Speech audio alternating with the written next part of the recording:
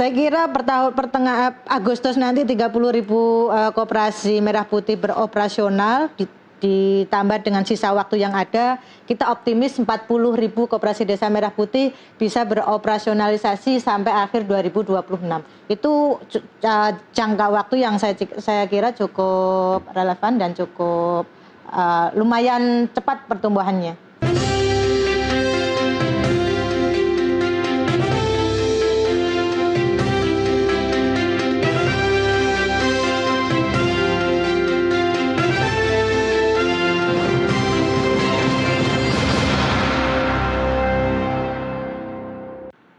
Ya, pemirsa, Presiden Prabowo Subianto memproyeksikan Koperasi Desa Kelurahan Merah Putih mampu menciptakan perputaran ekonomi hingga Rp223 triliun di seluruh desa Indonesia. Pernyataan tersebut disampaikan dalam puncak peringatan Hari Koperasi ke-79 tahun 2026. Menurut Prabowo, peredaran uang di desa juga akan meningkatkan pendapatan petani, peternak, dan nelayan hingga mencapai Rp222 triliun. Pemerintah menargetkan puluhan ribu koperasi mulai beroperasi secara bertahap pada Agustus 2026.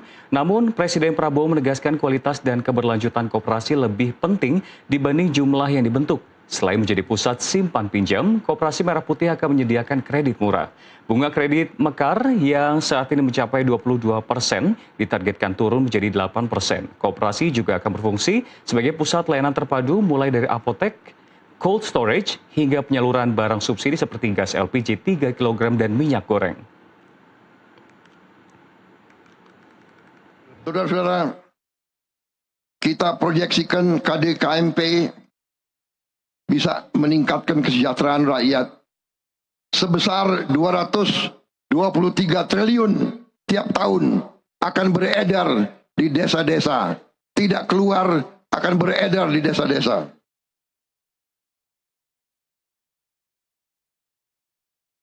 Nanti akan ada pendapatan produsen yang juga meningkat sebesar 202 triliun di petani, peternak, dan nelayan. Saudara-saudara, semua ahli mengatakan logistik Indonesia paling tidak efisien dan paling mahal. Ini yang kita akan membersihkan, kita akan membuat lebih efisien. Ya, pemirsa, sejumlah program besar telah digulirkan pemerintah termasuk Koperasi Desa Merah Putih yang digadang-gadang menjadi penggerak ekonomi rakyat. Lalu sejauh mana progresnya pada 6 bulan pertama tahun ini dan apa yang menjadi fokus Kementerian Koperasi memasuki semester kedua? Langsung saja kami akan mengulasnya dalam Nusantara Economic Update Spesial kali ini bersama Wakil Menteri Koperasi Farida Fariha. Selamat datang Ibu Farida. Selamat siang. Mas Rian, saya ingin kembali dan saya ingin mengucapkan sebetulnya terima kasih telah bergabung bersama kami di Nusantara Economic Update Spesial, mengingat ini merupakan program spesial rangkaian untuk menyambut Hari Ulang Tahun Kemerdekaan Republik Indonesia ke-81. Jadi terima kasih telah bergabung bersama kami. Dan kalau kita lihat informasi Bu Farida, tadi sempat disampaikan sebetulnya ada berbagai perputaran uang yang disampaikan. Lalu menjadi pertanyaan sebetulnya, kalau kita ketahui sendiri kan ketika pertama kali diresmikan itu di sekitar pertengahan tahun 2025, namun secara resmi beroperasi sekitar 1061 unit di tahun 2026. Yang artinya kalau kita mungkin hanya kerucutkan saja di 6 bulan pertama 2026, seperti apa sih tantangan-tantangan implementasi, evaluasi keberhasilan dari Koperasi Merah Putih ini? Oke, yang pertama terima kasih sekali atas euforia kebangkitan koperasi di era-era ini. Saya kira itu dukungan yang luar biasa bagi kami di Kementerian Koperasi merayakan Harkopnas ke-79. Yang kedua, tentu saja selalu menyampaikan bahwasanya Kementerian Koperasi ini adalah kementerian yang memiliki tugas dan tanggung jawab untuk melakukan pelayanan, pembinaan, dan pendampingan terhadap seluruh koperasi di Indonesia, yang jumlahnya hampir 222 ribuan. Jadi ada sekitar 139 ribu koperasi existing, ada hampir 83 ribu koperasi desa merah putih. Perlu kami sampaikan bahwasanya Kementerian Koperasi tidak hanya menyukseskan Koperasi Desa Merah Putih, tetapi juga melakukan pendampingan, pembinaan, dan pelayanan terhadap koperasi existing. Kalau tadi disampaikan bagaimana evaluasi 6 bulan pertama di tahun 2026, tentu sesuai dengan tupoksi kami untuk melakukan pelayanan, pendampingan, dan pembinaan kepada seluruh koperasi.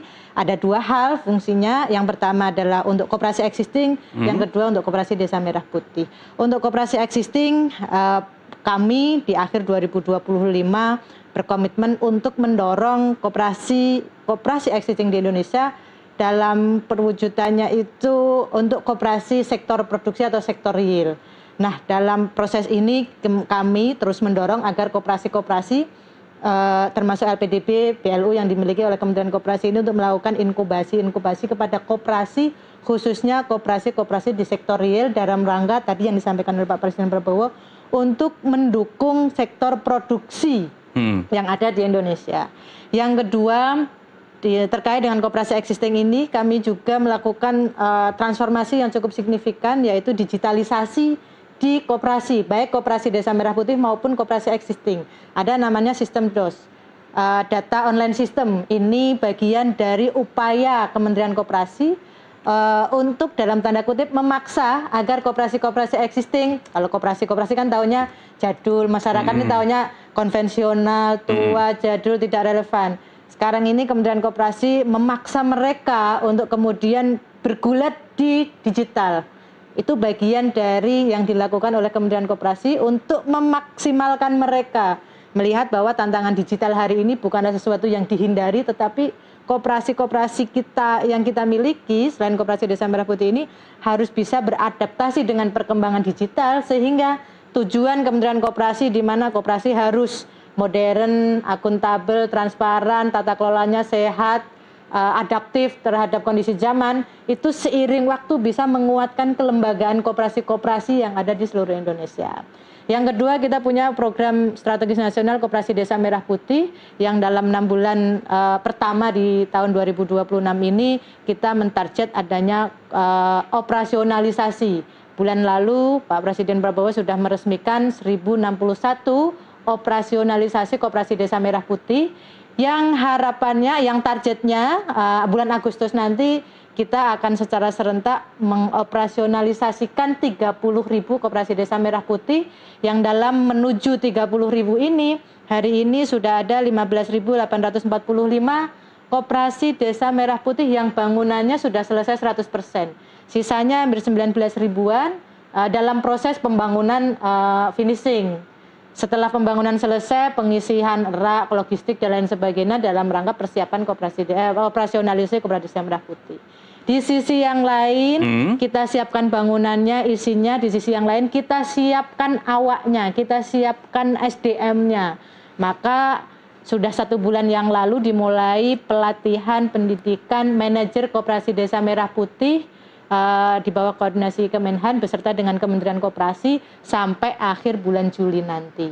Ini adalah 2 konsentrasi yang hari ini menjadi capaian dan target Kementerian Koperasi untuk sama-sama mendorong penguatan kelembagaan dan juga bisnis yang ada di koperasi, baik koperasi existing maupun koperasi Desa Merah Putih. Tapi kalau secara akumulasi kita lihat baik untuk koperasi existing ataupun koperasi Desa Merah Putih di target 6 bulan pertama ini, menurut Anda sudah cukup memuaskankah atau sebetulnya masih jauh kalau dilihat hingga sampai akhir tahun nanti targetnya? Saya kira pertengahan Agustus nanti 30.000 koperasi Merah Putih beroperasional, ditambah dengan sisa waktu yang ada, kita optimis 40.000 koperasi Desa Merah Putih bisa beroperasionalisasi sampai akhir 2026. Itu jangka waktu yang saya kira cukup relevan dan cukup lumayan cepat pertumbuhannya. Apakah artinya berarti dengan tenggat waktu 6 bulan, sedangkan Agustus sudah 30.000, akan ada kemungkinan koperasi Desa Merah Putih ini justru malah lebih dari 40.000? Artinya lebih dibandingkan target yang diberikan oleh pemerintah? Bisa jadi, bisa jadi. Seiring waktu kan kita melakukan evaluasi, proses bisnis ini kan berjalan. Artinya kita membutuhkan waktu yang cukup untuk kemudian melakukan evaluasi dan perbaikan sampai akhir 2026. Kita akan melihat 30.000 Koperasi Desa Merah Putih ini akan beroperasionalisasi di Agustus, September, Oktober. Tentu kita butuh waktu untuk kemudian melakukan apakah model bisnis, tata kelola, SDM yang kita persiapkan ini sudah memang benar-benar yang terbaik ataukah perlu evaluasi di sisi-sisi yang mana. Dalam waktu itu sambil seiring waktu sisa dari yang 40.000 ini kemudian kita akan bangunkan secara fisik dan seterusnya. Ini kan bertahap menuju 80.000 sebagai targetnya Bapak Presiden Prabowo untuk capai 80.000 koperasi desa merah putih. Tetapi kita di Kementerian Koperasi memaksimalkan agar tidak terlalu ambisi untuk bangunan fisiknya, tetapi bangunan fisiknya berjalan maksimal, operasionalisasinya juga berjalan maksimal, sehingga cita-cita untuk menghadirkan Koperasi Desa Merah Putih sebagai lembaga ekonomi desa yang memang tadi disampaikan oleh Pak Presiden Prabowo, memutarkan uang di desa ini cukup signifikan hasilnya dan memberikan manfaat yang nyata bagi masyarakat desa. Ibu Fadila, saya tertarik dengan pernyataan Anda yang mengatakan bahwa fokus pada kualitas ketimbang kuantitas. Tapi angka yang disebutkan tadi, hitung-hitungannya hingga sampai Agustus 30.000, akhir tahun 40.000, target 80.000. Apakah itu menurut Anda angka yang terbilang banyak atau sedikit, atau mungkin cukup kontradiktif dengan pernyataan bahwa fokus pada kualitas? Dan pertanyaan selanjutnya adalah, indikator kesuksesannya seperti apa ketika mengatakan bahwa fokus pemerintah pada kualitas ketimbang kuantitas? Nah, yang pertama kalau ngomong angka bukan versinya Mbak Farida cukup kecil apa banyak, enggak. Iya. Perlu kami sampaikan Koperasi Desa Merah Putih ini adalah kerja bersama, tidak hanya, apalagi saya, tidak hanya Bu Wamen, tidak hanya Pak Menteri, tidak hanya Kementerian Koperasi, tetapi gabungan dari Satgas KDKMP yang ada. Dulu di bawah Kemenko Pangan yang sampai hari ini terus dikoordinasikan. Artinya angka-angka yang tadi disebutkan itu adalah angka-angka yang memang sudah dilalui diskusi dan juga perbincangan yang panjang, sehingga diputuskan bahwasannya dimaksimalkan operasionalisasi ini sambil berjalan, sehingga angka 40.000 ini kita anggap hal yang ideal dan mampu kita laksanakan sampai akhir 2026. Terlebih penting daripada angka tersebut, kalau angka kita sudah tahu 30.000, kemudian sisa waktu hampir 5 bulan sampai akhir 2026 ini akan mendapat 10.000, saya kira itu akan lebih mudah karena pola kerjanya sudah kelihatan, gitu. Yang kedua, kalau tadi disampaikan bahwasannya kualitas dan kuantitas, tentu saja Pak Presiden juga menginginkan tidak hanya target kuantitasnya saja. Apalah artinya kuantitas kalau kualitasnya tidak naik, sehingga antara kuantitas dan kualitas ini jalannya beriringan, bukan saling menegasikan. Kita ingin menghadirkan Koperasi Desa Merah Putih sesuai dengan target jumlah, tetapi juga tanpa mengesampingkan kualitas. Apa itu kualitas? Tata kelola yang baik, SDM yang berkualitas, proses bisnis yang memang berjalan, memberikan keuntungan, masyarakat yang terlayani, itu kira-kira kualitas yang ingin kita hadirkan di Koperasi Desa Merah Putih. Dalam proses perjalanan sendiri untuk menciptakan Koperasi Desa Merah Putih di desa-desa, tantangannya sebetulnya seperti apa, Bu, yang dihadapi oleh Kementerian Koperasi? Tentu tantangannya luar biasa karena kita hampir 20 tahunan terakhir, 20-25 tahun terakhir, orang tidak lagi mendengar dan berkecimpung di dunia koperasi. Hari ini Bapak Presiden Prabowo memerintahkan untuk kemudian masyarakat kita dalam tanda kutip diajak dan dipaksa untuk sadar kembali bahwa pentingnya koperasi di Indonesia.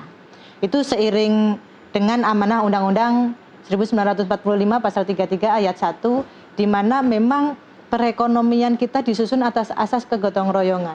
Kami kemarin saya bersama dengan Pak Menteri hadir sebelum Harkopnas, kita berkunjung ke kediamannya Pak Hatta, bertemu dengan keluarga besarnya termasuk 3 putrinya. Yang beliau sampaikan bahwasanya ekonomi nasional kita ini harus didukung oleh 3 pilar penting.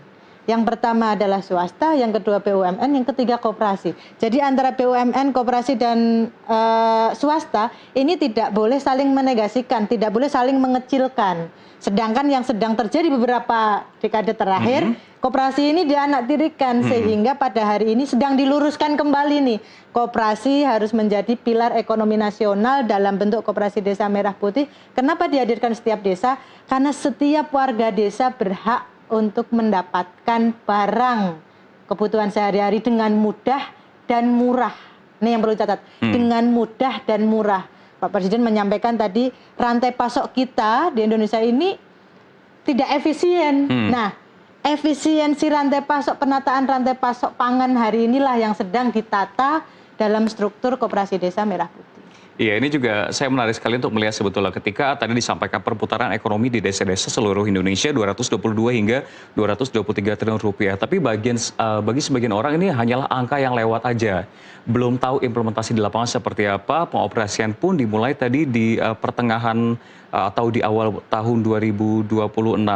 Implementasinya sebetulnya seperti apa? Apakah sebetulnya masyarakat di desa sudah bisa merasakan efek jangka pendek dari berdirinya Koperasi Desa Merah Putih ketika Ibu Wamen turun ke lapangan? Mungkin ada cerita-cerita humanis yang unik atau seperti apa? Karena kita ingin melihat seperti apa peran dari koperasi bisa menjadi penyangga ekonomi rakyat di tengah berbagai sentimen rupiah yang melemah terhadap dolar Amerika Serikat. Namun dijawab usai jeda, pemirsa tetaplah bersama kami karena kami akan segera kembali.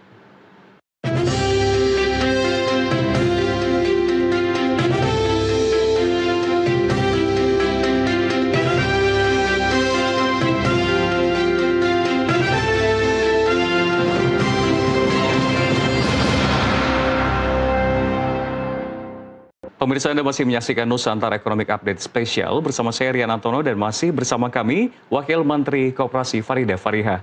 Ibu Farida, melanjuti dialog tadi kita terkait dengan seperti apa sebetulnya peran dari Koperasi Desa Merah Putih terimplementasi di desa-desa. Apakah betul bisa menjadi penyangga ekonomi mereka ketika berbagai sentimen-sentimen global ini terjadi? Ya, yang pasti Koperasi Desa Merah Putih ini dihadirkan untuk menjawab kebutuhan masyarakat desa. Kebutuhan masyarakat desa itu apa? Satu, mereka butuh pangan kehidupan sehari-hari, barangnya ada. Yang kedua, kalau barangnya ada, mereka butuhnya harga murah. Nah, yang terjadi sekarang, barangnya seringkali terjadi kelangkaan karena rantai distribusinya yang belum rapi. Yang kedua, terkadang harganya melonjak semena-mena sesuai dengan para pemodal yang menguasai komoditas tersebut. Nah, dua hal ini yang hari ini sedang ditata untuk diselesaikan melalui Koperasi Desa Merah Putih. Tadi sebelum saya ke sini, kita RDP dengan DPR RI. Salah satu anggota Dewan menyampaikan bahwasannya Koperasi Desa Merah Putih di dapil beliau itu sudah berjalan baik, mendistribusikan, menjual barang-barang subsidi negara termasuk dari beras SPHP, minyak, pupuk, dan LPG. Yang kemudian di tengah kendala putus pasokannya dan mereka bingung. Ini artinya apa? Artinya pengurus-pengurus atau tata kelola Koperasi Desa Merah Putih ini sebagian yang sudah menjalankan model bisnisnya untuk menyalurkan barang-barang subsidi negara seperti yang disampaikan oleh Pak Presiden, ini ternyata sangat dibutuhkan oleh masyarakat. Buktinya apa? Buktinya ketika pasokannya ini berhenti, mereka resah. Mereka meminta kami untuk membantu percepatan proses pasok tersebut. Ini yang hari ini sedang kita rapikan. Dan kita yakin bahwasannya keberadaan Koperasi Desa Merah Putih untuk menyalurkan, terutama menyalurkan barang-barang yang disubsidi oleh negara dan itu adalah kebutuhan dasar untuk pangan, untuk kehidupan sehari-hari, itu menjadi sangat penting. Dan yang kedua, tantangan global juga luar biasa, rantai pasok pangan menjadi isu semua negara yang hari ini juga sedang ditata oleh pemerintah. Baik itu distribusi barang dari atas ke bawah, barang-barang yang disubsidi negara untuk disalurkan, penyalurannya, rantainya diefisiensi agar tidak terlalu banyak pemberhentian sehingga akhirnya barang sampai di bawah itu dengan harga murah. Di rantai pasok yang lain, barang-barang hasil produksi pertanian, perkebunan, UMKM yang ada di desa tersebut dikonsolidasi, di off-taker sama Koperasi Desa Merah Putih, kemudian dikirimkan atau dijual ke daerah yang memang tidak memiliki produktivitas tersebut atau disalurkan ke industri-industri yang membutuhkan. Jadi rantai pasok yang sedang dibangun ini rantai pasok dua arah yang harapannya bisa meminimalisir atau mengefisiensi rantai pasok yang ada selama ini. Agar apa? Agar harganya murah dan barangnya tersedia. Yang terlebih penting lagi, barang-barang subsidi negara ini agar rapi, bisa ke-tracking. Di dalam pengawasan dan pengawalan Koperasi Desa Merah Putih, kami Kementerian Koperasi memfasilitasi ada namanya SIMKOPDES, Sistem Informasi Manajemen Koperasi Desa. Di dalamnya menjadi big data. Ada potensi desa di sana tercatat. Siapa yang mencatat? Semua pengurus yang ada di desa tersebut. Jadi kalau kita boleh klaim kan, yang paling tahu isi desanya itu pasti warga desa. Warga desa itu yang menjadi pengurus, ya dia yang menginput desa saya isinya apa saja dan apa yang bisa dikomersilkan itu mereka. Ini semua tercatat di Simkopdes. Yang kedua, semua pengurus, pengawas dan anggota tercatat di Simkopdes secara digital sehingga kita tahu oh ini pengurusnya, ini database-nya dan sebagainya. Yang kedua, transaksi bisnisnya juga tercatat di Simkopdes juga sehingga kita bisa melihat oh Koperasi Desa Wuling itu satu hari ini sudah bertransaksi berapa juta, sudah menyalurkan barang berapa biji. Yang nggak kalah penting adalah semua barang subsidi negara ketika diserap atau disalurkan melalui Koperasi Desa Merah Putih bisa ke tracking. Katakanlah Bulog menyalurkan 5.000 ton beras SPHP melalui Koperasi Desa Merah Putih. Di sana tercatat secara jelas 5.000 ton ini ke desa mana aja, ke kabupaten mana saja. Sehingga kita akan tahu mana yang belum tersentuh oleh bantuan atau barang-barang subsidi negara, mana yang kelebihan, mana yang belum tersentuh, dan mana yang harus didorong. Ini bagian dari kami mengoptimalkan jaringan Koperasi Desa Merah Putih ini melalui digital untuk memastikan barang-barang subsidi negara ini memang sampai pada mereka yang berhak. Lalu terkait dengan pembangunan sendiri, ketika kita ketahui Koperasi Desa Merah Putih ini menjadi proyek atau prioritas pemerintah, bagaimana Kementerian Koperasi dan juga pemerintah memastikan bahwa pembangunan Koperasi Desa Merah Putih ini bukan hanya pembangunan saja, apakah ada proses monitoring yang terjadi keberlangsungan dari Koperasi Desa Merah Putih menjadi pusat ekonomi desa? Ya pasti, tentu saja kami jadi yang lebih penting Mas, kami perlu sampaikan bahwasanya pembangunan Koperasi Desa Merah Putih ini adalah fasilitas kebutuhan bisnis yang memang dibutuhkan.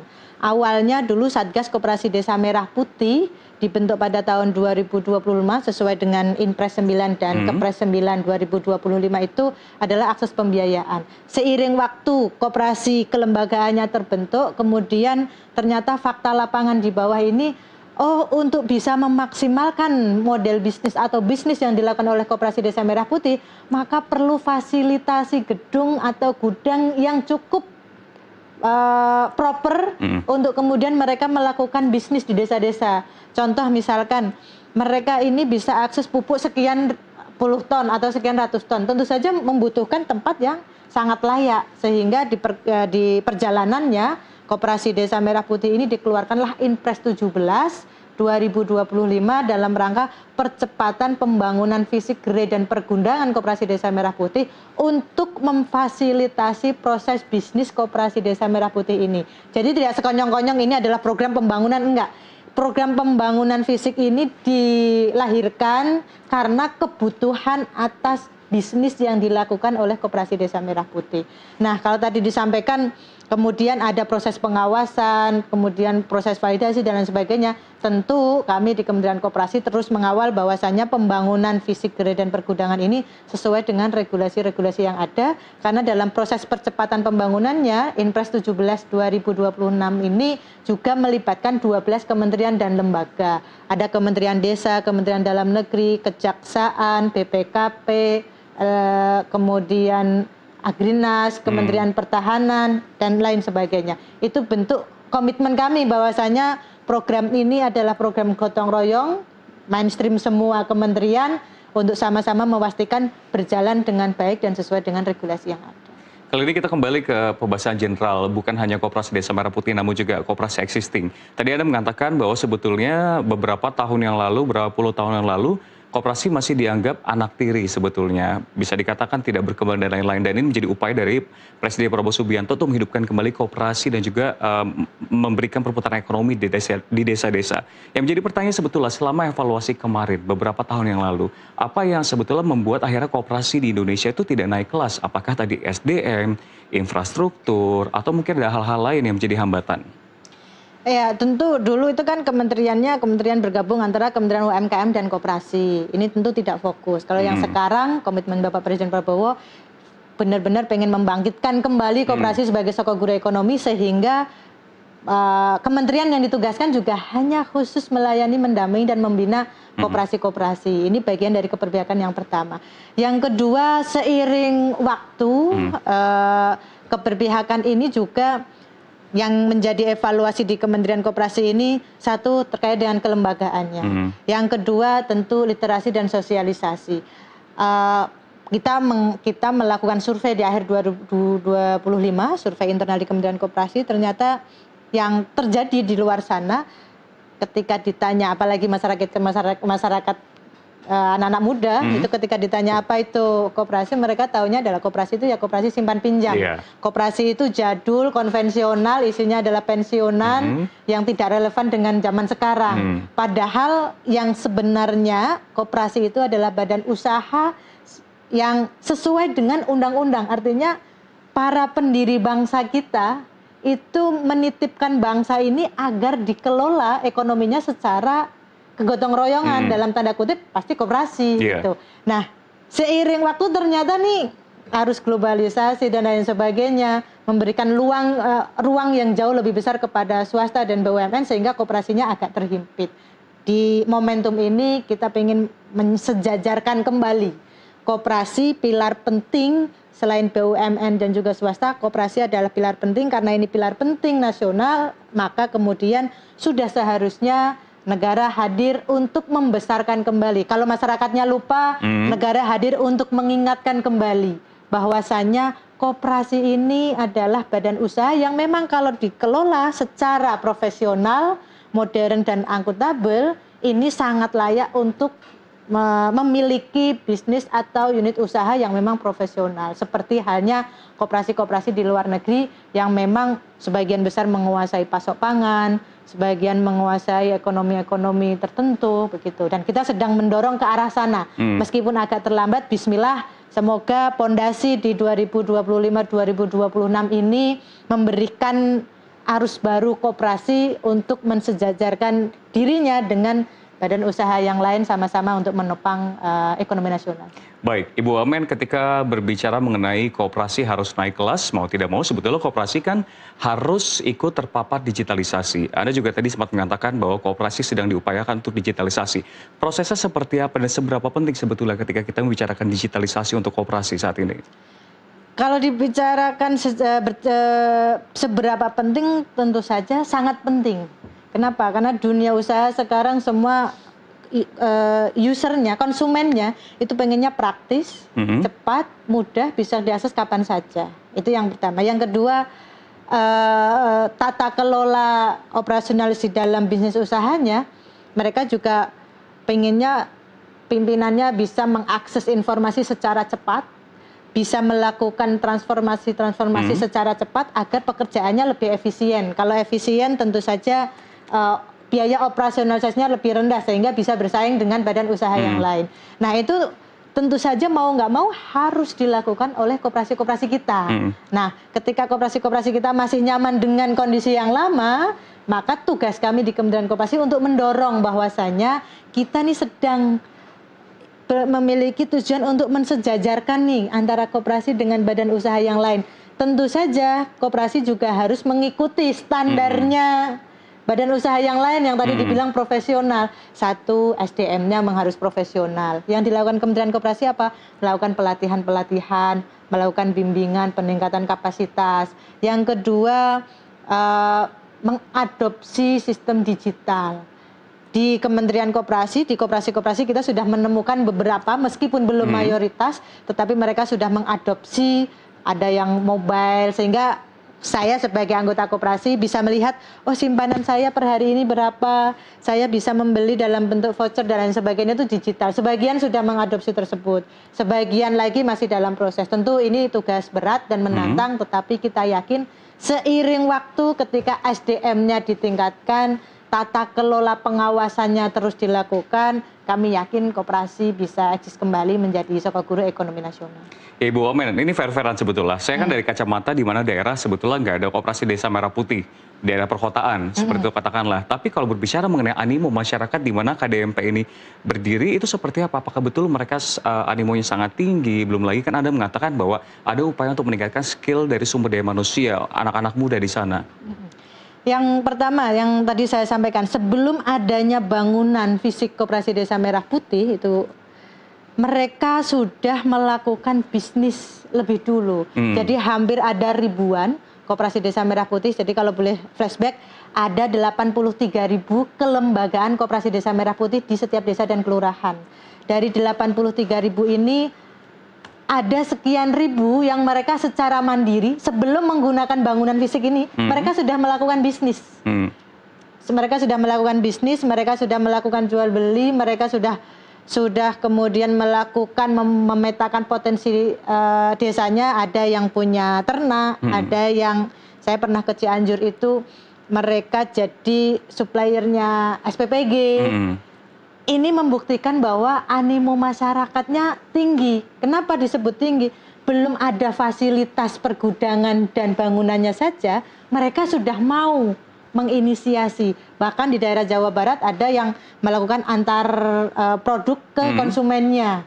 Di daerah Kalimantan Barat ada yang usahanya selain mengantarkan barang-barang kebutuhan sehari-hari ke warga desa sebagai anggota, melakukan usaha untuk pengolahan sampah. Ini bentuk dari animo masyarakat yang tinggi. Mengukurnya dari apa? Sebelum fasilitas bangunan yang modern ini ada, mereka sudah melakukan itu. Sungguh ini adalah berita baik. Tentu saja sebagian pasti ada yang menolak juga, dan kami tahu persis kalau yang menolak mungkin masih belum terinformasi dengan baik. Karena sejatinya Koperasi Desa Merah Putih ini dihadirkan oleh negara untuk mereka yang berada di desa. Kita cita-citanya suatu saat nanti, sekarang masih dalam proses, suatu saat nanti masyarakat di desa sadar betul bahwasanya Koperasi Desa Merah Putih ini lembaga usaha ekonomi milik mereka, sehingga ketika mereka sudah memiliki, mereka akan antusias, mereka akan menjaga, mereka akan mengembangkan. Yang terjadi sekarang itu kan kita agak di satu desa memiliki sumber daya, misalkan sumber daya air. Airnya sangat bagus di desa itu. Tapi yang terjadi bukan warga desa itu yang memiliki pabrik air minumnya, tetapi para pemodal luar datang dengan teknologi, dengan modal, mereka bikin pabrik air minum dalam kemasan di desa itu. Warganya jadi pekerja dan juga jadi konsumen. Dengan Koperasi Desa Merah Putih kita harapkan potensi-potensi desa itu dipetakan oleh mereka. Kalau mereka tantangannya nggak punya modal, makanya modalnya yang didatangkan ke desa. Kalau mereka nggak punya teknologi, teknologinya yang didatangkan desa. Kalau mereka SDM-nya nggak mumpuni, SDM-nya yang dilatih. Bukan orang luar yang datang ke mereka dengan modal, dengan teknologi, dengan tenaga kerja dari luar. Tapi dengan kehadiran Koperasi Desa Merah Putih ini kita harapkan sumber daya alam yang ada di desa itu menjadi added value, menjadi nilai tambah. Yang tadi disampaikan oleh Pak Presiden, potensi desanya dikelola oleh warga desanya sehingga pertambahan nilai itu berputar di desa. Siapa yang mendapatkan manfaat ini? Warga desa. Selain sebagai pekerja, mereka akan menjadi sebagai pemilik dan juga sebagai pengguna manfaat yang ada di situ.